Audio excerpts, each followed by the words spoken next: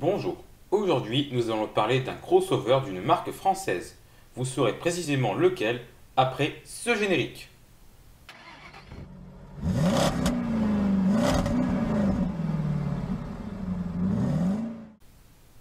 Le véhicule que j'ai choisi de vous passer en revue aujourd'hui est un SUV compact d'une marque socialienne dont la production a démarré à la fin des années 2000.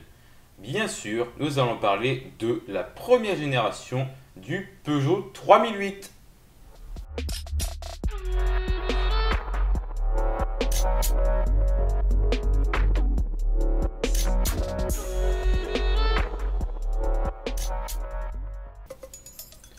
En octobre 2008, Peugeot présente son concept car Prologue, qui est un crossover compact et dont un modèle de série sera extrait.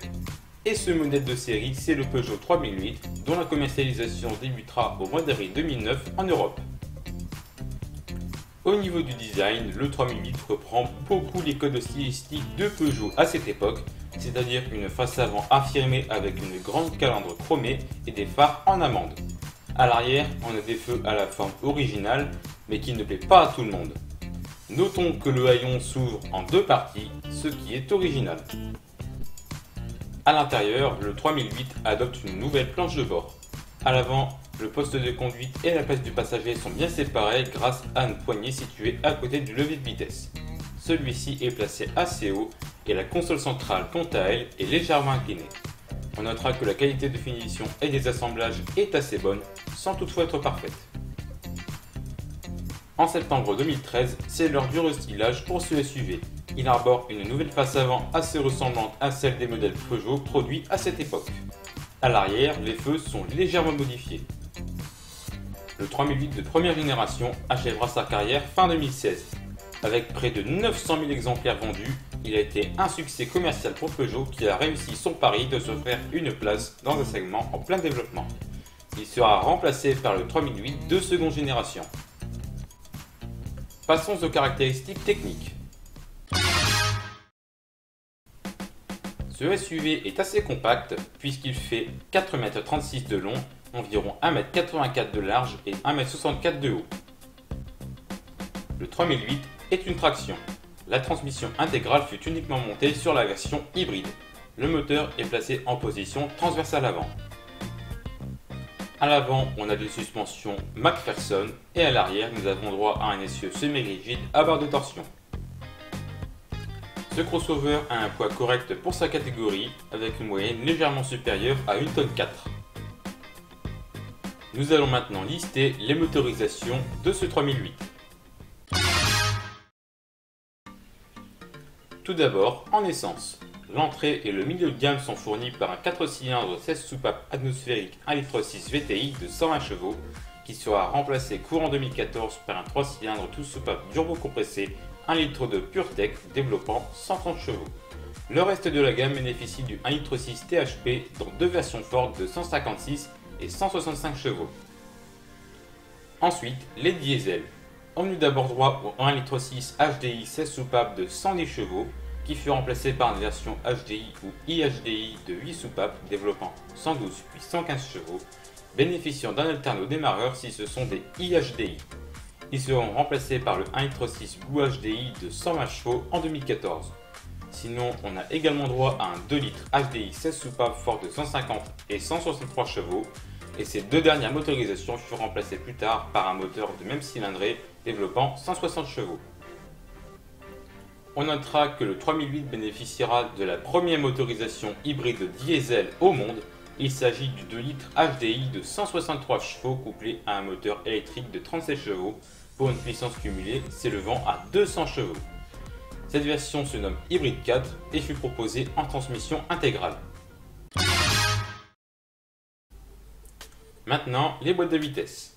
On a eu droit à une boîte manuelle classique à 5 ou 6 rapports, une boîte automatique à convertisseur dénommée EAT6 à 6 rapports, et enfin deux boîtes robotisées dénommées BMP6 ou ETG6, disposant chacune de 6 rapports, le TG6 étant une version améliorée de la BMP6. Les premières finitions proposées se dénommaient Comfort Pack pour l'entrée de gamme, Premium et Premium Pack pour le milieu de gamme, et enfin Féline pour le haut de gamme. L'équipement proposé est suffisant sans être parfaitement complet. On a notamment droit à 6 airbags, l'ABS, l'ESP, le régulateur de vitesse et la climatisation de série. Le comportement routier de ce 3008 est une référence en la matière. Cette excellence est due à un châssis parfaitement maîtrisé et une monte de pneus généreuse. On notera que le 3008 utilise une base de 308 de première génération. L'habitabilité se révèle assez bonne dans ce 3008. On pourra avoir la sensation d'être assis comme dans une berline, mais le toit est très haut, ce qui donne une sensation d'espace et rend ce véhicule bien adapté aux grandes personnes. Le volume de coffre est correct sans plus, mais en revanche le nombre et le volume des rangements est un peu trop faible. La modularité est excellente grâce au haillon à double ouverture. De plus, pour augmenter le volume de chargement, rabaisser la banquette arrière est chose aisée. Le 3008 bénéficie de grandes qualités qui ont fait son succès. On peut donc trouver beaucoup de bonnes affaires sur le marché de l'occasion. La fiabilité, quant à elle, se révèle correcte mais sans plus. Pas mal de petits problèmes ont entaché la vie du 3008. Les voici dans cette liste.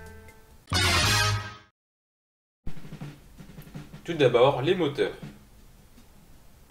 On commencera avec un problème assez important et récurrent qui touche les 1,6 L HDI de 110 et 112 chevaux, ce sont les joints d'injecteurs.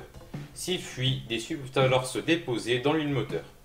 Attention car cette huile peut alors s'épaissir fortement et boucher les conduits. De plus, les composants lubrifiés ne pouvant pas supporter toute l'huile, ils la laissent partir dans le moteur et ce qui se produit est de l'autocombustion, donc un emballement du moteur. Si vous voyez des fuites de gasoil au niveau des injecteurs et que vous constatez que le niveau d'huile monte, vous devez rapidement changer ces joints et faire une vidange moteur. D'ailleurs, sur ces mêmes motorisations, les injecteurs eux-mêmes peuvent se mettre à dysfonctionner rapidement. Un bruit moteur prononcé doit vous alerter. Tous les diesels sont plus ou moins touchés par l'usure de l'embrayage assez rapide, mais surtout les versions 1,6 HDI de 110 et 112 chevaux.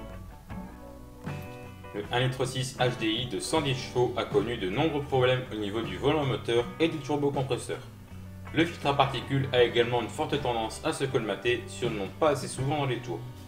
On a également retrouvé ces problèmes sur la version de 112 chevaux, mais dans une proportion inférieure heureusement. Tous les 1,6 HDI peuvent se mettre à avoir une consommation de liquide de refroidissement excessive. Cela est lié à l'échangeur thermique de la vanne EGR qui peut se mettre à fuir. Le 2 litres HDI de 150 chevaux a connu deux problèmes plutôt importants. Tout d'abord, une pompe à huile non conforme peut entraîner une casse moteur à cause du défaut de lubrification. Ce problème n'a touché que les modèles produits jusque fin 2009 et fut résolu par une campagne de rappel fin 2012.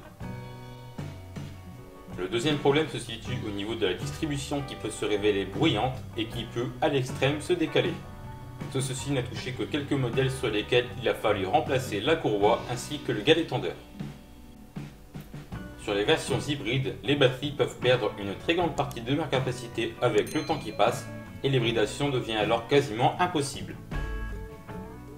Enfin, sur les versions Blue HDI, le réservoir d'AdBlue peut se déformer avec le temps, ce qui empêche l'aspiration du fluide dans l'échappement.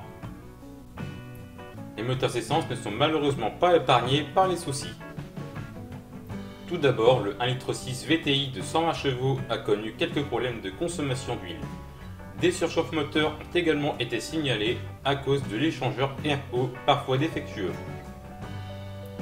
Le 1,2 litre PureTech de 130 chevaux dispose d'une courroie de distribution fragile. Du fait qu'elle baigne dans l'huile, elle peut montrer des signes d'usure de manière très prématurée. Aussi, le turbo de ce moteur a parfois cassé, mais pas dans une proportion inquiétante. On notera également que le 1,6 litre THP de 156 chevaux a souffert d'un tendeur de chaîne de distribution problématique. À un moment, il finit par ne plus fonctionner, la chaîne se détend et le moteur peut être potentiellement endommagé. Et une nouvelle fois, le turbocompresseur pose problème dans une proportion plus élevée que sur le 1,2 litre PureTech de 130 chevaux. Ensuite, l'électrique et l'électronique. Tout d'abord, le système GPS a souvent été sujet à de nombreux bugs divers. Cela peut être un écran qui ne s'ouvre pas complètement ou alors la radio qui se coupe toute seule. D'autres bugs divers et variés ont été signalés sur l'électronique en général, comme l'allumage du voyant d'ABS ou d'ESP, ou encore l'alerte de défaillance du frein de parking. Une mise à jour du BSI peut remédier à ces problèmes, mais il peut également arriver que ce soit une mauvaise mise à la masse ou encore une batterie fatiguée qui en soit la cause. Le radar de recul peut biper en continu lors du passage de la marche arrière, problème résolu grâce à une reprogrammation de la fonction. Enfin, lorsqu'il fait un temps froid et humide, l'affichage tête haute peut parfois avoir des difficultés à sortir de son logement. S'il peut refonctionner à chaud, le remplacement des agrafes ou alors du mécanisme entier est souvent nécessaire. Maintenant, le châssis et les trains roulants. Beaucoup de propriétaires ont constaté des bruits ou du jeu provenant de la direction. Cela provient de la crémaillère ou du boîtier de direction qu'il faut alors contrôler, ajuster ou bien tout simplement remplacer. Pas mal de vibrations peuvent être constatées dans le volant à une vitesse comprise entre 120 et 130 km/h. Une permutation des roues ou le remplacement des pneus peuvent les éradiquer, mais ça ne marche pas à tous les coups. Enfin, l'étrier arrière droit peut se gripper. Il nécessite une réparation ou alors un remplacement si le problème se produit à nouveau. Continuons avec la finition intérieure. Un nombre assez important de bruits parasites ont été recensés, notamment sur la planche de bord, les sièges et les contreportes. Si le volant est en cuir, il peut péler et s'abîmer de manière assez rapide. Enfin, les vitres peuvent faire des bruits de claquement lors de leur montée ou de leur descente, notamment lorsqu'il fait chaud. Terminons avec l'extérieur. La partie basse du haillon peut parfois être difficile à refermer. Les charnières ou alors les points d'attache en sont l'origine. Enfin, les joints de portière et de vitres peuvent sécher assez rapidement. Maintenant, quelles sont les qualités et les défauts de ce 3008 ? Tout d'abord, les qualités. On notera pour commencer que le comportement routier est très bon pour la catégorie. L'habitabilité est plutôt bonne. La modularité est excellente. Enfin, les moteurs diesel sont assez réussis niveau agrément. Maintenant, les défauts.